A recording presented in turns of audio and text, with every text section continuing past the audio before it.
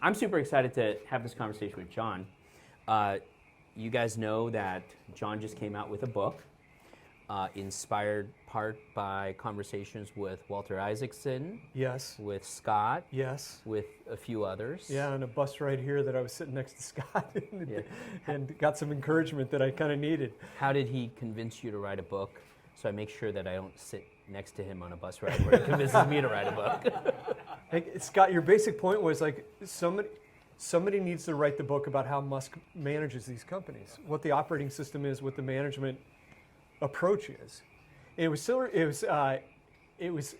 almost a reversal of roles. What Scott was doing to me, I had done to Walter. So when Walter wrote his book, we got to know each other, and he asked me to come on his book tour with him and do fireside chats, a couple fireside chats, and interview him. I was like interviewing Walter Isaacson, like this is amazing.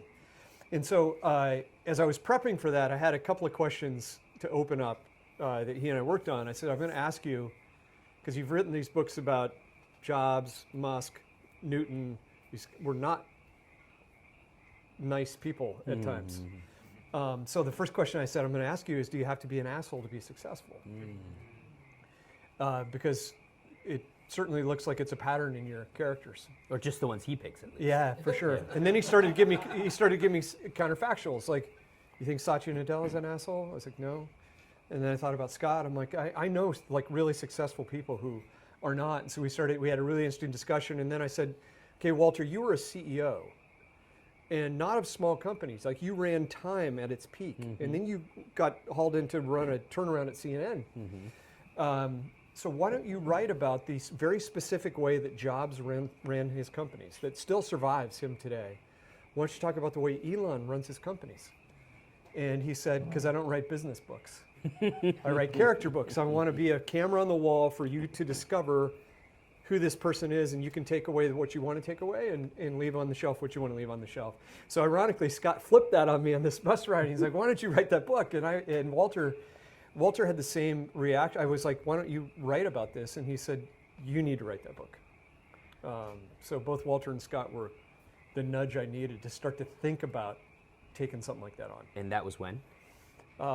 In Walter's case, about two and a half years ago. 2.5 years ago. And Yeah. the book came out first week of April? For third week of March, so it's Third been week out of March. about a month, Okay. just shy of a month. Okay. Yeah.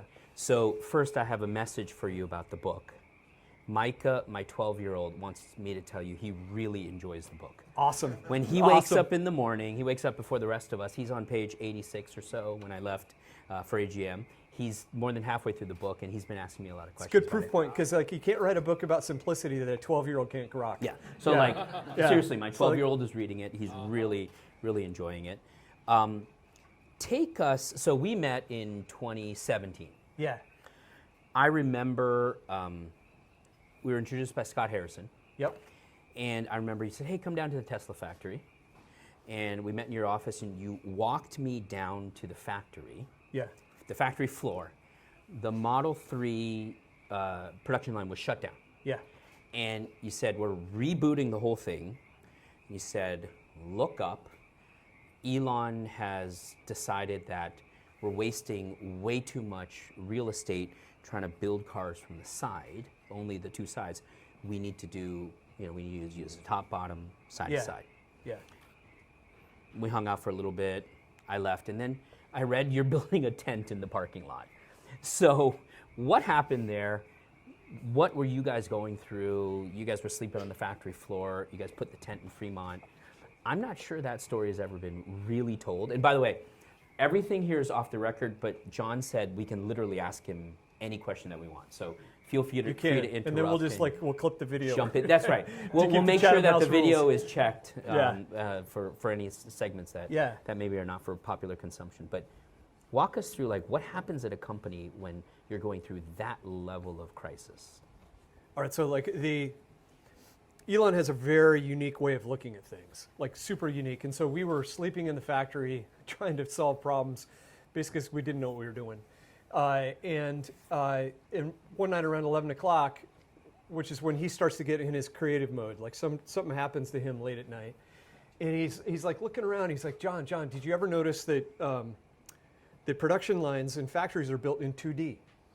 So the car goes down the line and parts approach it from the side. He's like, that's 2D. He's like, what if we could build cars in 3D? What if we could be dropping stuff from the ceiling? We could be raising stuff from below. Like, why aren't we elevating a line so we can use all 4 dimensions, both sides, top and bottom? We'd need a fraction of the space. And these are 1.5 million square foot buildings, sort of 1.2 kilometers long. So it's like you could collapse the space, it would be a big deal. So that's kind of what was on his mind. And so he started to relate that to sci-fi, and the folks that were with me at dinner, we talked about this, but he started to talk about the alien dreadnought, the machine that creates the machine, and could we create the most advanced manufacturing facility that the world has ever seen? And super compact and 3D manufacturing. And it turns out he was onto something about 3D manufacturing. We'll come back to that. But that invented a whole new way of making cars. But we made this huge mistake in the process that almost killed the company. So we were operating the company because he believed, like maybe a lot of you believe, as entrepreneurs, there was a time and a chapter where you wanted to have as little capital on the balance sheet as possible. Because that kept your team sharp. Because like he would say, like if death is a high probability, you have urgency and you have focus. And so I had kind of run my balance sheets the same way, because the flip side of that was you put too much capital on the balance sheet, people get super soft and they spend. And so we had a quarter's worth of cash we were operating the company on. This was by decision? By design. Wow. And it was, but it was tighter than that. We had 70 days of payables, so 90 minus 70 is 20 days of cash. And so it was super tight. Company's public? Company's public, and I kept saying to him, like, let's just float a convertible, let's get a little more cash. But he's like, John, people go soft. So we were in this situation where we had to make Model 3 work to make the company work. Like, we had to get the cash flow. But he's on this alien dreadnought kick. And so he says, like, hey, he only works on 2 things at a time at each of his companies. And so he said, like, this is going to be my thing. I'm going to take this on. I'll be the automated manufacturing answer for Model 3, and we'll make the most automated factory in the world. And so he took some of the most brilliant engineers we had and our head of engineering, and they start to design this factory in a digital twin. And they are so proud of their work. Every week they're presenting their forward progress. And I wish I would. At this point, the Model 3 backlog is building, the order backlog. It was when we introduced the Model 3 and we required deposits that were non-refundable of $1,000. The amount of orders we got in the first 24 hours exceeded the introduction of any consumer product in history, including the iPhone, on a dollar basis. It helps that those things cost $56,000 and not $1,200, but it was the largest consumer product introduction of all time by dollars. And so we had 100,000 orders in a company that was producing 20,000 cars a quarter at the time. So we had 100,000 orders, and we knew that was just the beginning. And so the guys started to take the digital sim into the real world, and so machines started to show up that were designed specifically for this production line. And conveyors started to show up, and they start to build the factory. And I told some of my dinner mates tonight, he and I started to walk the line as it was being installed. And midway through the line, I just gasped out loud and went, "Oh God!" And he's like, "What's the matter with you?" And I said, "You've been on such a terror to compact everything and use every ounce of airspace that you've only allowed these machines are installed within 6 inches of each other. Machines by nature come out of calibration. They have to be calibrated several times an hour. They have to be maintained. They break." I said, "What human do you know that can get into a 6-inch slot with tools and with parts?" And he went, "Oh God." And I said, "Oh God is right. Like, this thing is never going to work." I cannot believe that you guys did that. Like, I was furious. And they tried to make it work, and cars were falling off the conveyors. The machines were jamming. Nobody could fix them. It was an absolute disaster. The CapEx to do that was like $1 billion. $1 billion, bolted into the ground. Bolted in the ground. And so we had made this fatal mistake. That's the opposite of what we heard from Stanley Tang last year.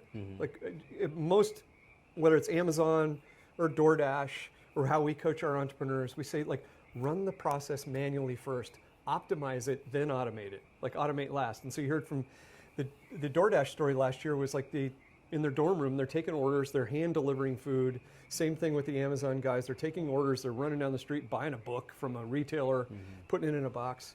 We skipped that whole step and we automated last, and it almost killed the company. So there was a guy named Jerome Guillen. Jerome was French. He had worked at Mercedes for years. He's the guy that is responsible for bringing the Model S to market. So super capable guy. At this time, he's working on Tesla Semi. That's his big project. And he comes into the management team meeting and he's like, we have no choice but to go back to manual to save the company. And we're going to build a tent this weekend that is more than 1 kilometer long, and we're going to make these cars by hand. And so we start to put this tent up, and it's like the miracles that world-class people could do. Like, where do you get a tent that's a 1.2 kilometers long? These people were just pulling out rabbits out of a hat to get this done. And we obviously, in a tent, we can't have conveyors.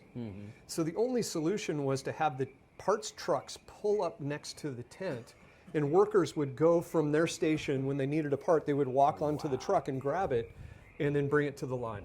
And make the cars. And literally by make hand. the car by hand. And we started the first week, we got 50 to 100 cars out. The next week we got a little bit more. 4 weeks later we were doing 500 cars a week. The goal was to get to 2,000 cars a week. And that manual line saved our bacon. Like, we were able to get enough cars out to get enough cash into the company and to keep the company going. But it turned out that what we did manually, really under Jerome's leadership, was we redesigned the modern factory. Because the way that car factories were built was you would have these warehouses, like there are 10,000 parts in a given car. They come from roughly 75 countries. So they're coming from all over the place, and you would gather all those things and organize them in a warehouse off-site, and then you would bring the right parts you needed for the build in the next 2 hours. There are constant trucks running, and the trucks would deliver the parts, and the parts would meet the production line within 20 minutes of the car getting produced. So it's like real time all the time. And what Jerome's trucks beside the tent did was eliminate all of that. No more warehouses, no more sorting. It totally simplified the production design. So when you look at the modern factories now, Shanghai for the Gigafactory, Berlin, Austin, they're all built in these long rectangles, and there's no conveyance, no warehouses. The trucks pull right up to the wall, and the workers grab the parts. So it eliminated huge amounts of CapEx, huge space constraints, big time cost of moving all that stuff around and warehousing it. So we learned stuff like that by going manual. How long was the tent making 6 months. cars? 6 months. And then you And then we relayed then out the it factory took 6 floor. months. Like, we laid out the machines, the factory floor. It took months for people to produce these machines for us. But we learned a ton in that process.